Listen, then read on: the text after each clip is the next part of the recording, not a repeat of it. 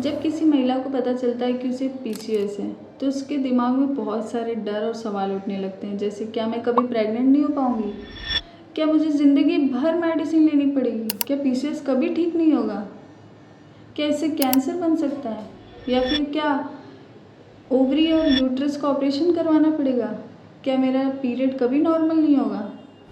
तो नमस्कार दोस्तों, मैं हूँ डॉक्टर नीलम यादव। अगर आपको भी ऐसा लगता है कि आपको ही सिर्फ पीसीओएस है तो ऐसा बिल्कुल नहीं है।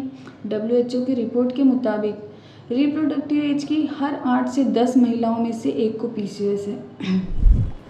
हैरानी की बात तो ये है कि 70% महिलाओं को ये पता ही नहीं है कि मुझे पीसीओएस है।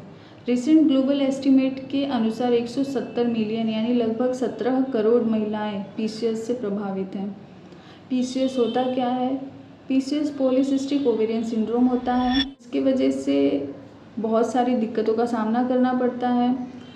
पीरियड टाइम पे नहीं आते हैं, ओव्यूलेशन समय से नहीं हो पाता है और प्रेगनेंसी कंसीव करने में भी बहुत सारी दिक्कतों का सामना करना पड़ता है, क्योंकि जो फॉलिकल्स हैं वो मैच्योर नहीं हो पाते हैं, एग का फॉर्मेशन नहीं हो पाता है।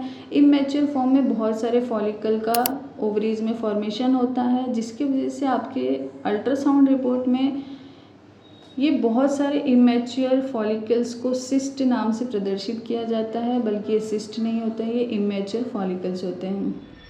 तो चलिए हम लोग लक्षण के हिसाब से जानने की कोशिश करेंगे कि कहीं आपको भी पीसीओएस तो नहीं है या फिर होने की संभावना तो नहीं है।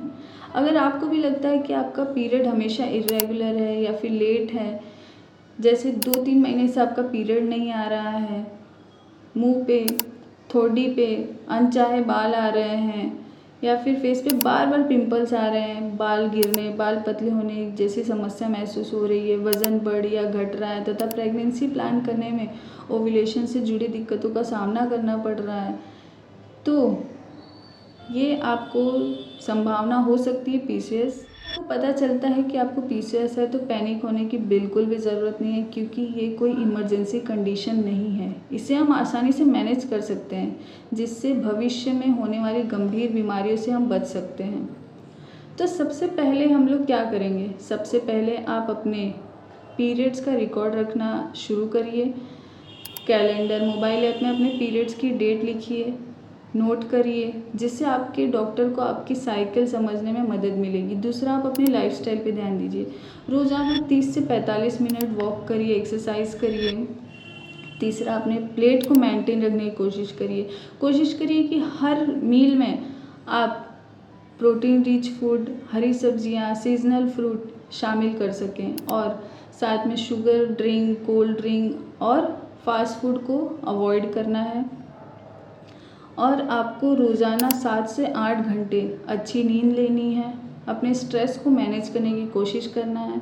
सबसे ज़रूरी बात, अगर आप सोचती हैं कि पीसीओएस होने से आप कभी माँ नहीं बन सकती हैं तो ऐसा बिल्कुल नहीं। अगर आप सोचती हैं कि आपका ज़िंदगी भर आपका हेल्थ ख़राब रहेगा तो ऐसा नहीं है।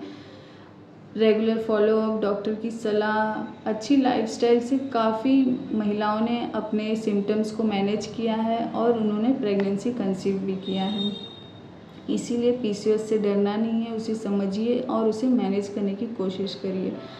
अगर आप चाहती हैं कि मैं पीसीओएस का कंप्लीट रोड मैप, डायग्नोसिस से ट्रीटमेंट व डाइट को आसान और सिंपल भाषा में समझाऊं, तो आप मेरे चैनल को सब्सक्राइब करें और कमेंट में यस लिखें। धन्यवाद।